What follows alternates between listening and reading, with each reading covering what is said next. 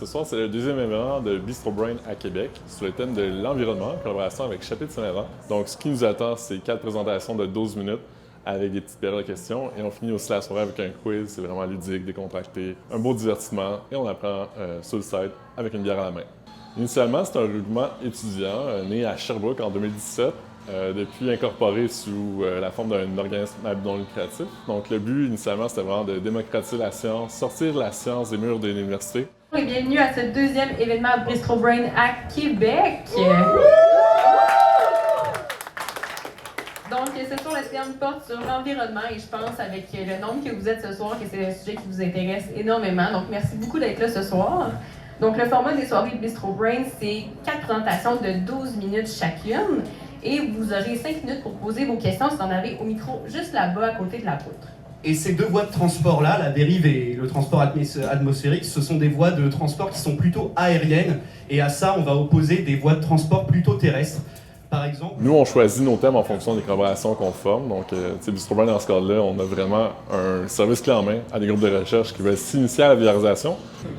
Mais toute la nuance est un peu là, parce qu'en fait, que je lui donne un verre avec du calcium ou un verre avec du radium, le corps n'est pas capable de faire la différence. C'est-à-dire que ces deux molécules sont tellement proches que le radium va prendre la place du calcium dans l'organisme. Et pour comprendre à quel point il peut être dangereux, il y a vraiment deux concepts qui sont importants à comprendre. Et ces deux concepts, c'est le concept d'analogie au calcium et le concept de radiation interne.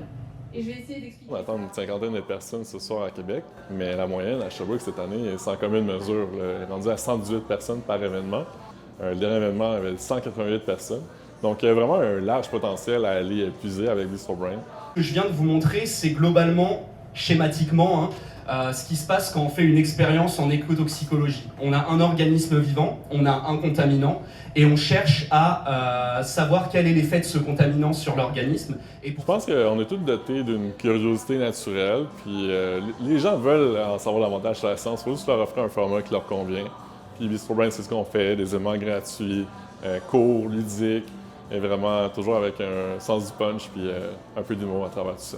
Il a commencé à d'abord être utilisé pour la radiothérapie, donc un peu pour les traitements contre le cancer, puis ensuite ça a un peu dégénéré parce qu'on a commencé à en mettre partout.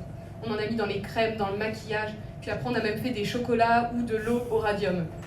Le 4 juin, c'est le prochain événement, le dernier de l'année, mais quand même le troisième. Donc c'est à 17h à la Ninkasi, c'est sous le thème de réussir à l'université en collaboration avec l'Observatoire Réussite en enseignement supérieur. Tout ce plastique qu'on produit, qu'est-ce que ça devient?